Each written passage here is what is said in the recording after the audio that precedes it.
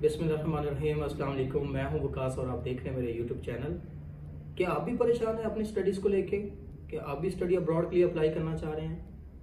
अगर तो आप स्टडी अब्रॉड के लिए अप्लाई करना चाह रहे हैं तो मैं आपसे कुछ पॉइंट्स, कुछ चीज़ें शेयर करूँगा। फिर इंशाल्लाह आपके लिए मेरा ख्याल है बहुत सारी चीज़ें ईजी हो जाएंगी आपको समझना कि कैसे अप्लाई किया जा सकता है, क्या क्या डॉक्यूमेंट्स चाहिए होते हैं, कौन से टूल्स हैं, कौन से मीडियम्स हैं जिनके थ्रू आप अप्लाई कर सकते हैं। सबसे पहले बात करते हैं कुछ कंट्रीज़ की, लाइक कौन कौन से बेस्ट ऑप्शंस हो सकते हैं और आया आपको अप्लाई कब करना चाहिए। सबसे ज़्यादा जो कंसर्न है, सबसे जो मेन क्वेश्चन है, जो सबसे ज़्यादा पेरेंट्स और स्टूडेंट्स पूछ रहे होते हैं कि हमें अप्लाई कब करना चाहिए। हमें मैट्रिक के बाद अप्लाई करना चाहिए, इंटर के बाद करना चाहिए, ग्रेजुएशन के बाद करना चाहिए या मास्टर्स के बाद करना चाहिए।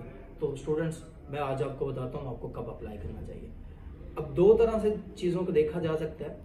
वो स्टूडेंट्स जिन्होंने इंटर कंप्लीट किया वो भी अप्लाई कर सकते हैं, वो ग्रेजुएशन के लिए अप्लाई कर सकते हैं। लेकिन हम देखें इस बात पे आप एग्री करेंगे, ये जो एज होती है हम इस एज में इतने मच्योर नहीं होते।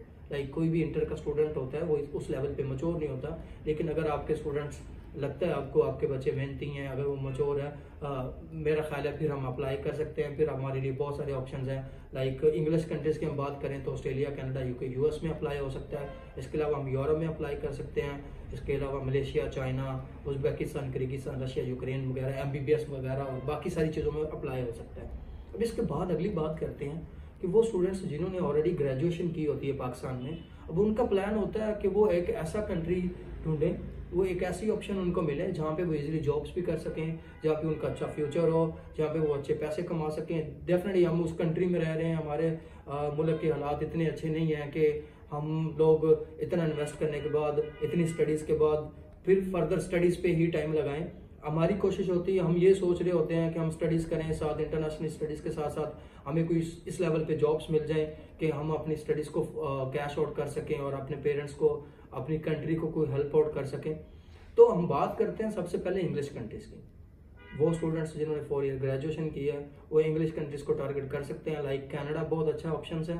पीआर के हवाले से बात करें तो फर्स्ट पे कनाडा, उसके बाद हम बात करें यूएस पे अप्लाई कर सकते हैं और इसके बाद यूके और ऑस्ट्रेलिया अप्लाई कर सकते हैं। ये इंग्लिश कंट्रीज़ हैं। अब मास्टर्स मोस्ट प्रॉब्ली 2 साल का होता है। Australia, Canada, US. अब बात करें यूके की तो यूके में 1 साल का मास्टर होता है। यूके वालों के लिए एक मास्टर्स वालों के लिए यूके एक अच्छा ऑप्शन है। उसकी ये रीज़न है, 1 साल का मास्टर्स होता है, एक सेमेस्टर की फ़ी यहाँ से सबमिट करते हैं और 1 सेमेस्टर की फ़ी होती है जो आपने वहाँ जाके सबमिट करना होती है।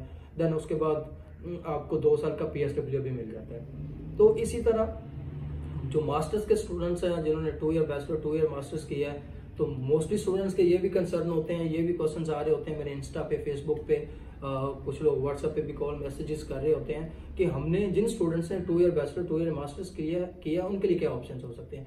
तो हम पाकिस्तान लेवल 3 में है स्टडीज़ एजुकेशन में, तो जिन लोगों ने 2 ईयर बैचलर, 2 ईयर मास्टर्स किया वो दोबारा मास्टर्स में अप्लाई करते हैं। ठीक है, तो बाकी इंशाल्लाह अगले व्लॉग में मैं आपसे बाकी चीज़ें डिस्कस करूँगा।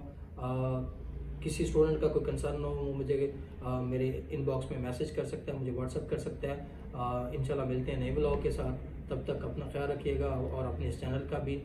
Thank you so much.